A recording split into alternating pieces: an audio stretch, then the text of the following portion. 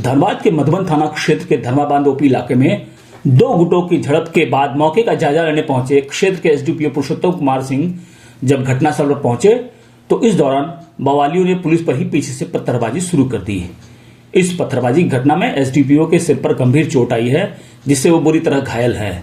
घायल एसडीपीओ को तुरंत ही नजदीक के असरफी अस्पताल पहुंचाया गया, जहां से उन्हें बेहतर इलाज के लिए दुर्गापुर स्थित मिशन अस्पताल रेफर कर दिया गया है। इस घटना की सूचना के बाद जिले के आला पुलिस तथा प्रशासनिक अधिकारी अस्पताल पहुंचकर घायल एसडीपीओ की स्थिति की जानकारी ली। इससे पूर्व धनबाद के एसएसपी एच जनार्दन ने घायल एसडीपीओ से मिल दल बल के साथ घटनास्थल की ओर रवाना हो चुके थे। दरअसल यह घटना उस वक्त हिंसक झड़प बदल गई जब गिरिडीह के सांसद चंद्र प्रकाश चौधरी के धर्माबांध स्थित कार्यालय को कुछ उपद्रवियों ने आग के हवाले कर दिया था। इसी घटना के आरोपी कारू यादव को पुलिस गिरफ्तार करने पहुंची थी, तभी हुड़दंगियों ने पीछे से पुलिस पर पत्थरबाजी शुरू कर दी, जिसमें एसडीपीओ के सिर पर गंभीर चोट लगी और वो बुरी तरह घायल हो गए। बोकारो रेंज के आईजी माइकल राज ने बताया घटनास्थल पर गोलियों के साथ बमबाजी की घटना की बात सामने आई है। साथ ही कहा कि पूरे मामले की समीक्षा की जाएगी। पुलिस का काम कानून व्यवस्था बनाए रखना है, ऐसे में अगर पुलिस अधिकारी पर ही हमला हो जाता है तो यह गंभीर मामला है। इस घटना में शामिल किसी भी शख्स को बख्शा नहीं जाएगा।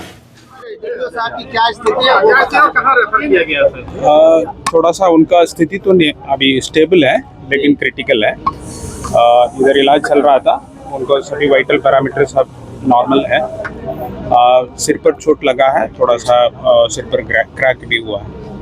उसको फर्दर ट्रीटमेंट के लिए उनका परिवार तरफ से रिक्वेस्ट किया गया था कि उनको दुर्गापुर में ले जाना चाह रहे हैं। उस आधार पर उनको अभी दुर्गापुर फर्दर इलाज के लिए भेजा गया है। कैसे वो जख्मी हुआ? जो प्रारंभिक तौर से ये पता चला है कि जो ये घटना हुई थी लगभग 12 साढ़े 12 के बजे के आसपास धर्माबांध थाना क्षेत्र में दो गुट का आपस में झगड़ा हो गई थी। उसके रिएक्शन में फिर मधुबन थाना क्षेत्र में एक कार्यालय को आग से जला दिया था एक ग्रुप के द्वारा। उसको देखने के लिए इन्होंने गए थे। उस दौरान पीछे से किसी ने वो पत्थर चला लिया था, तो इसमें पत्थर लगाने की बात आ रही है, सामने आ रही है। इसमें हम लोग अभी आगे का जांच कर रहे हैं। इसमें कांड वगैरह दर्ज हो जाएगा और आगे का कार्रवाई अभी सब हम तो इधर हॉस्पिटल में आए हैं, सब कुछ देखे हैं, अभी जाके उसको रिव्यू करेंगे, उसमें क्या प्रगति हुआ है। सवाल उठता है सर, जब पुलिस सुरक्षित नहीं है तो आम जनता कैसे सुरक्षित रहेगी, क्या कहना है इसके?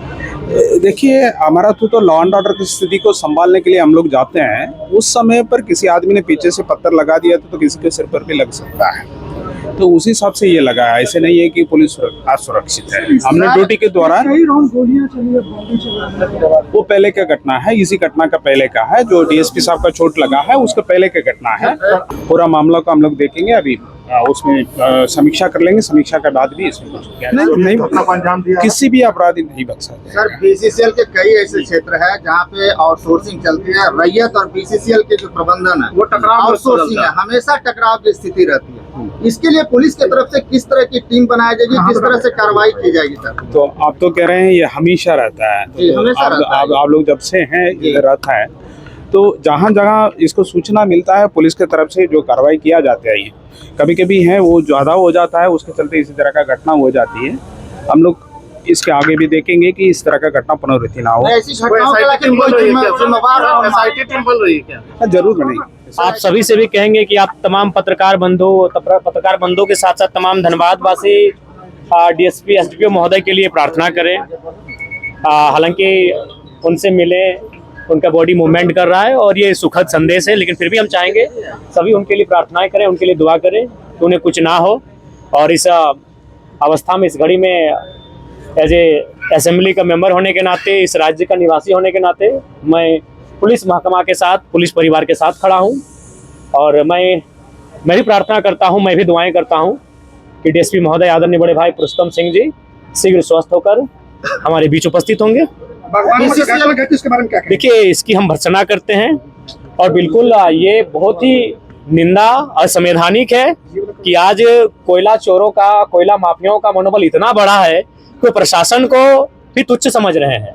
और आज प्रशासन के पास भी, पुलिस के पास भी एक अच्छा मौका है बाघमारा से माफियाओं के गुंडों को खदेड़ने का और बाघमारा को एक शांत बाघमारा बनाने का एक अच्छा अवसर है। बीसीसीएल के कई ऐसे इलाके हैं जहां आउटसोर्सिंग चल रही है, वहां रैयतों के साथ जो है कि काफी बिल्कुल, ये बहुत ही असंवैधानिक विषय है कि रैयत जब अपना हक मांगने के लिए जाते हैं तो कुछ गुंडे, जिनको शायद इनडायरेक्ट रूप से कंपनी के लोग ही हायर करते हैं, उनके माध्यम से लहूलुहान किया जाता है उस सरजमी को, और आज उस लहूलुहान की कीमत एक काबिल, एक जाबाज अफसर को घायल होकर चुकानी पड़ रही है। ये बहुत ही दुर्भाग्य का विषय है। तो इसीलिए मैं प्रेस के माध्यम से पूरे, चूंकि यहाँ आईजी डीआईजी महोदय भी आए हैं, यानी उत्तरी छोटा नागपुर रेंज के सभी बड़े पदाधिकारी आए हैं पुलिस के, तो मैं उनको स्पष्ट कहूंगा कि यही अवसर है, बाघमारा जैसे जितने भी एरिया जो माफियाओं के संरक्षण में है, जहां माफियाओं की गिरफ्त में है, उन एरियाओं को माफियाओं के चुंगल से आजाद कराएं। और बिल्कुल डीएसपी महोदय स्वस्थ इलाज का लाभ लेकर जब स्वस्थ होकर फिर से चलने के लिए अपने बाहर घर से आए, उससे पहले माफिया जेल के अंदर होने चाहिए।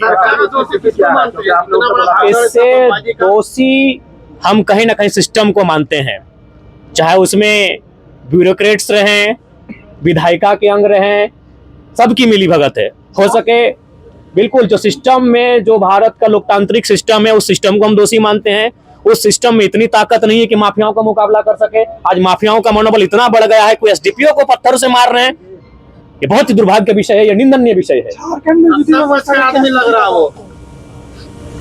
देखिए, ये तो आप भी जानते हैं पत्रकार बंधु, आपसे कोई चीज छुपी नहीं है, और हम ये भी चाहेंगे कि पत्रकारों को भी संरक्षण मिले ताकि आप सच्चाइयों को दिखा सके। क्योंकि कुछ दिन पहले छत्तीसगढ़ में जो घटना घटी पत्रकार के साथ, तो उससे कहीं ना कहीं पत्रकार भी भयभीत हैं, और पत्रकार चाह के भी इस प्रकार माफियाओं को एक्सपोज नहीं कर पाते हैं। मैं मानता हूं कि आपकी भी मजबूरी कभी आ जाती है कि आप कभी कभी सच्चाई से, कभी कभी मजबूरियां आ जाती हैं।